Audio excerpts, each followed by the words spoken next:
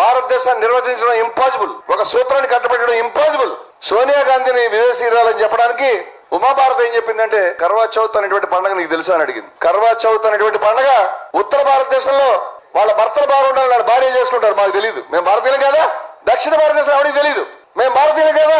నువ్వు చెప్తున్న జై శ్రీరామ్ అనేటువంటి నినాదం దక్షిణ భారతదేశం ఆవిడికి తెలియదు. నేను రణబేర సభలో చాలా చోట్ల చెప్పాను, ఒంటిగా ఉండేటువంటి రాముని పూజించే సంప్రదాయం మాకు లేదు. అసలు రాముడు, సీత, లక్ష్మణుడు, హనుమంతుడు ఉంటే పూజిస్తాం మేము. భద్రాచలంలో కానీ, ఒంటిపెట్టలో కానీ, మీ ఊళ్ళో కానీ అన్ని చోట్ల కూడా దేవాలయాలు అదే విధంగా ఉన్నాయి. నువ్వు ఒక రాముని తయారు చేసి పెట్టావు, అది అరిష్టం అని మేము నమ్ముతాం. ఒక ఒంటి రాముడిని మీ ఇంట్లో ఎక్కడ పెట్టుకోరు మీరు. మీ ఇంట్లో ఉండే క్యాలెండర్ లో కూడా పట్టాభిషేకం ఉంటుంది, మరేదైనా దృశ్యం ఉంటుంది, కానీ ఒక్కడే రాముడు ఉండే విధానం లేదు.